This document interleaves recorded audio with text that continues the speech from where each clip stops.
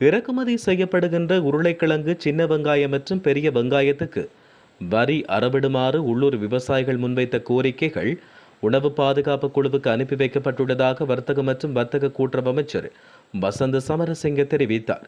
இந்த கோரிக்கையை விவசாயிகள் தொடர்ச்சியாக முன்வைப்பதாகவும் அவர் கூறியுள்ளார். இதேவேளை தற்போதும் கூட இறக்குமதி செய்யப்படும் உருளைக்கிழங்கு, சின்ன வெங்காயம் மற்றும் பெரிய வெங்காயத்துக்கு வரி அறவிடப்படுவதாக கூறியுள்ளார். அரசாங்கத்தை நவீனமயமாக்குவதே தன்னுடைய இலக்கு என ஜனாதிபதி அனுகுமார் திசாநாயக்க தெரிவித்தார். தேசிய இளைஞர் மாநாட்டில் உரையாற்றியது ஜனாதிபதி அரசாங்கத்தை நவீனமயமாக்குவதற்காக சுமார் 62,000 அரசு ஊழியர்களை உடனடியாக ஆட்சேர்ப்பு செய்ய அமைச்சரவை அனுமதி வழங்கியுள்ளதாக கூறினார். பிரதமர் பதவியில் மாற்றம் செய்வது குறித்து எவ்வித முடிவும் எடுக்கப்படவில்லை என பிரதி அமைச்சர் மஹிந்த ஜெயசிங்க தெரிவித்தார். எதிர்க்கட்சிகள் கூறுவதைப் போன்று அரசாங்கத்துக்குள் எவ்வித குழப்பகரமான மற்றும் நெருக்கடி நிலையும் இல்லை என்றும் அவர் குறிப்பிட்டார். நியூசிலாந்துக்கு பருவகால விசா மூலம் இலங்கை, இந்தியா உட்பட வெளிநாட்டவர்கள் நியூசிலாந்துக்கு செல்ல வாய்ப்பு ஏற்பட்டுள்ளது. பண்ணை வேலையில் ஆர்வமுள்ளவர்கள் இதற்காக சட்ட ரீதியாக விண்ணப்பிக்க முடியும் என அறிவிக்கப்பட்டுள்ளது. விவசாய வேலை செய்வோர், மாடு மேய்ப்பவர்கள், துப்புரவு தொழில் செய்வோர் இந்த விசா மூலம் விண்ணப்பிக்க முடியும். பல்வேறு நிபந்தனைகளுடன் குறுகிய கால அடிப்படையில் இந்த விசா 3 வருடங்களுக்கு வழங்கப்பட்டுள்ளது. பட்டப்படிப்பு, ஆங்கில புலமை எதுவும் தேவையில்லை. குறிப்பிட்ட வேலைகள் செய்ய ஆர்வமுள்ளவர்கள் விண்ணப்பிக்க முடியும். 7 மாத காலப்பகுதியில் பருவகாலம் முடிவடைந்த பின்னர் நாடு திரும்ப வேண்டும் என்பது கட்டாயமாகும்.